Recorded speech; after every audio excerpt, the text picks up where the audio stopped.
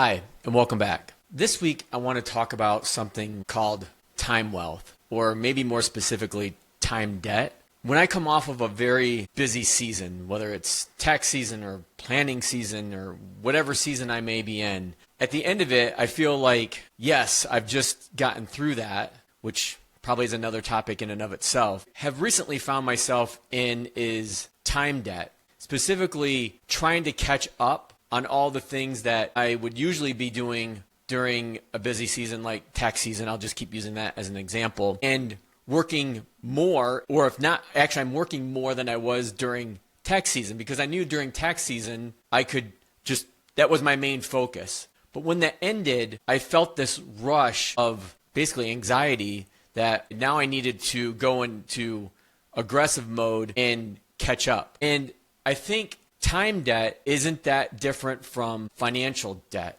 But rather than, the interest you pay on your credit card or missing out on opportunities, like time debt, that interest is paid in stress, exhaustion, and missed opportunities to focus on what's essential. Which, as I'm reminded every day, given the life stage that I'm in with my kids and my wife Teresa, it's really them. And I don't need this smart watch telling me how much pressure I'm feeling or what my productivity level is or whatever number it wants to spit out. I know I can just look at the hours that I work every week. I can just sit for a second and realize, okay, I'm letting this get the best of me right now. And so I was reading a couple articles by McKeown, and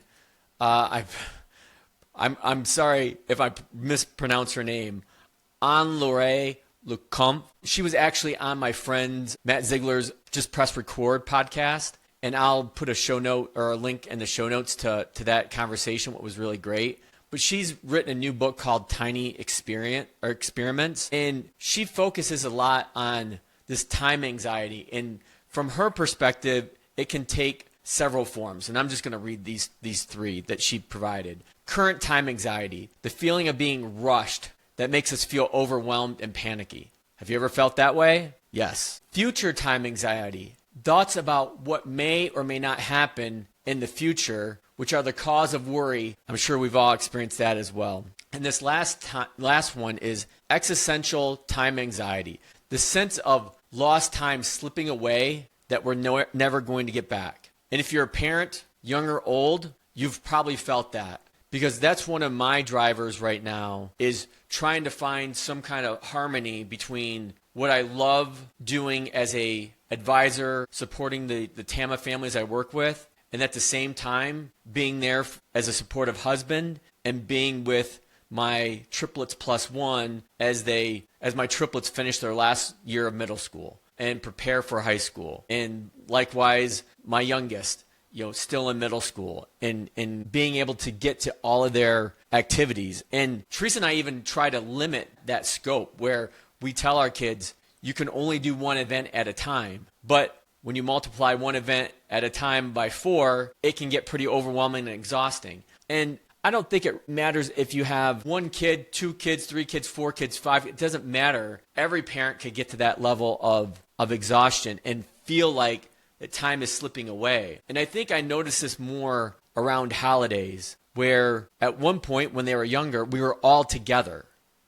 No one was going anywhere. But now as they've gotten older, they have friends that they want to do things with, that the little holidays aren't as, you can just feel them slipping away. And, a good example of that is as simple as an Easter egg hunt. I don't know how many 14 and 12-year-olds really want to do an Easter egg hunt, but Teresa was heck bent on having one, and maybe it was our last one.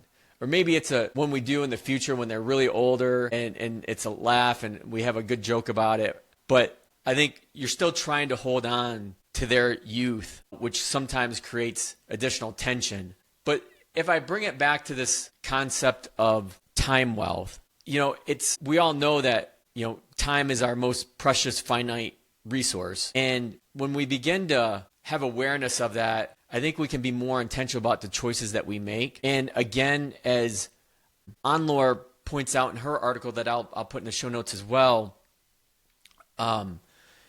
we have this fear of being too late, but it's really never too late. And one of the things that she identifies as well, as far as what steps you can take to reduce this time anxiety, the number one point that she makes is defining what time well spent means to you. And this is something that I talk about often. I talk about it with Teresa, my own kids, my TAMMA families, is this idea of having awareness and being able to define your purpose and objectives. And that is a strong tie to identifying what time well spent means to you. What does a life less ordinary mean to you? And to be able to, I've said this, sorry, it sounds like a broken record, said this before, but I think it's worth repeating, that taking the 5 or 10 minutes to sit and think about these really important things in your life so that you're not looking back and regretting, or looking back and having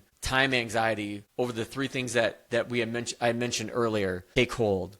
One of the last interesting pieces on Laure's article was that spending too much mental energy trying to figure out what makes us happy, rather than just doing the things that do make us happy, can also help reduce this anxiety that we're feeling. So that's all for this week, and we'll see you next time.